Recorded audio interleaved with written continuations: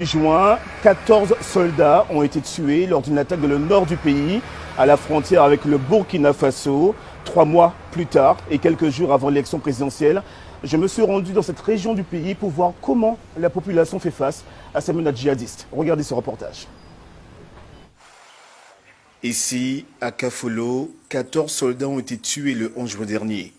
Sur ces images, les impacts de balles.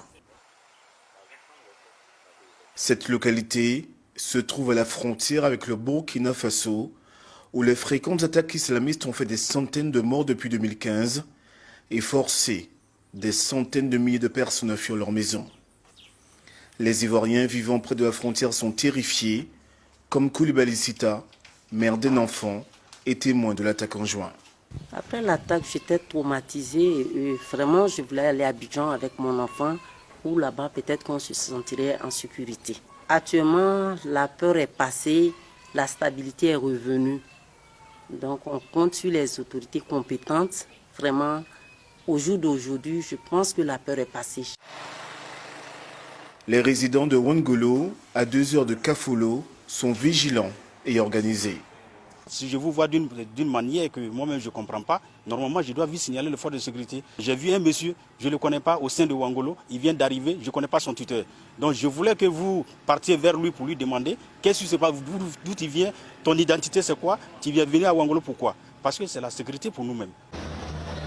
Cette élection a été dominée par les menaces de boycott des principaux leaders de l'opposition et une candidature controversée à un 3e mandat du président sortant Alassane Ouattara. Mais les défis sécuritaires demeurent. Pour y remédier, les forces armées ivoiriennes ont accru leur présence le long de la frontière burkinabé qui s'étend sur 550 km. La Côte d'Ivoire, tout comme les autres pays, n'est pas peut-être invulnérable face à la menace terroriste. Toutefois, je pense que c'est un pays qui a appris un peu des dernières attaques terroristes et qui de plus en plus renforce son dispositif en essayant d'être le plus efficace possible. Depuis 2014, des milliers de soldats internationaux ont été déployés dans le Sahel pour stopper l'avancée des djihadistes. Mais malgré cela, les réseaux continuent d'étendre leur influence. Depuis le raid de 2016 à Grand Bassam, qui a fait 19 morts, plusieurs attaques ont été déjouées à Abidjan.